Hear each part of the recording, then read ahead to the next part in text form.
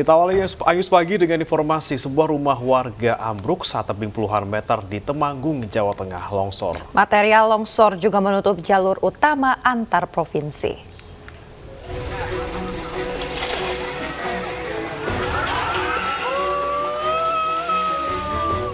Ambruknya sebuah rumah di Temanggung, Jawa Tengah terekam kamera warga. Rumah tersebut hancur akibat tebing setinggi 50 meter di bawahnya longsor tergerus hujan deras. Dua rumah lainnya juga terancam ambruk. Beruntung penghuni 3 rumah tersebut telah diungsikan sebelumnya. Selain itu, material longsor setebal 30 cm menutup jalan utama Semarang, Yogyakarta. Truk dan kontainer yang tengah melintas terjebak.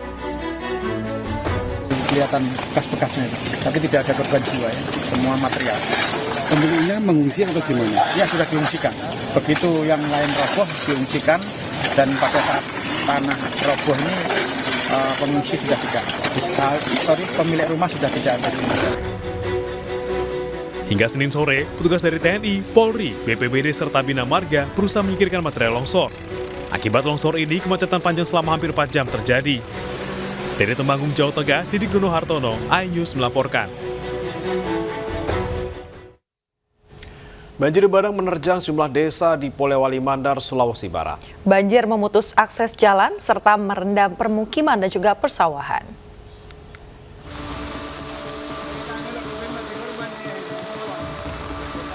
Banjir bandang menerjang Polewali Mandar, Sulawesi Barat Senin sore jelang berbuka puasa. Derasnya arus banjir menyapu persawahan dan permukiman warga yang ada di bantaran sungai di Desa Kunyi, Kecamatan Andreapi.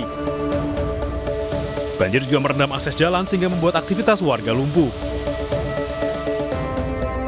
Banjir masih merendam rumah warga hingga ketinggian 1 meter pada Senin malam.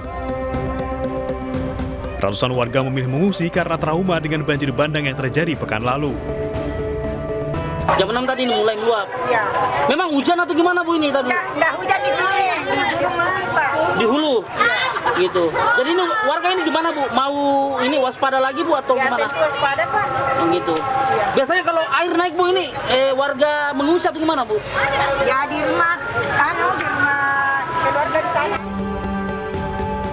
Belum diketahui dampak yang ditimbulkan akibat banjir kali ini. Petugas BPBD terus mendata kerusakan di sejumlah titik terparah. Dari Polewali Mandar, Sulawesi Barat, Husain Zainal, iNews melaporkan.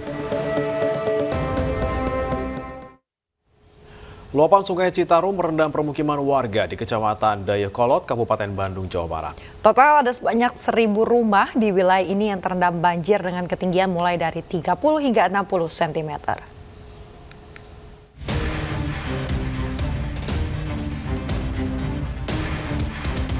Permukiman warga di Kampung Bojong Asih, Kecamatan Dayakolot, Kabupaten Bandung, Jawa Barat, kembali terendam banjir luapan Sungai Citarum. Ketinggian air yang menggenangi rumah warga sendiri bervariatif, mulai dari titik terendah di 30 cm hingga titik terdalam yakni 60 cm. Total sebanyak 1.000 rumah di wilayah tersebut terdampak banjir. Warga terdampak banjir berharap pemerintah bisa lebih intens dan serius untuk mengatasi permasalahan ini. Pasalnya ketika hujan dengan intensitas tinggi mengguyur Bandung Raya, wilayah Bojong Asih selalu menjadi langganan banjir. Ini mah tiap hari. Tiap hari? Tiap hari ini asal hujan gede pasti. Oh, pasti banjir ya Pak ya? Banjir ke sana juga.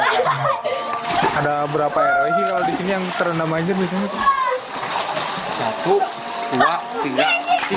3. 3 RW ya? Warga dihimbau agar selalu waspada, mengingat hujan deras dengan intensitas tinggi yang menjadi faktor utama meluapnya air sungai, diprediksi masih akan terus terjadi. Dari Kabupaten Bandung, Jawa Barat, Erik Farizal, iNews melaporkan. Hujan deras dan juga angin kencang melanda wilayah Jakarta menyebabkan sejumlah pohon tumbang di berbagai wilayah, bahkan hingga menimpa rumah warga.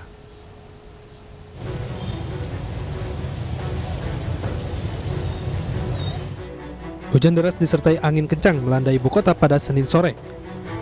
Akibatnya pohon beringin setinggi sekitar 8 meter tumbang menimpa tiang listrik di kawasan Duren Sawit, Jakarta Timur. Pohon tumbang ini juga menutup akses masuk kendaraan ke dalam beberapa ruko yang berada di pinggir jalan. Terkait hal tersebut, petugas damkar yang tiba di lokasi bergegas memotong pohon tersebut. Diketahui arus lalu lintas di sekitar lokasi sempat mengalami kemacetan hingga 1 km.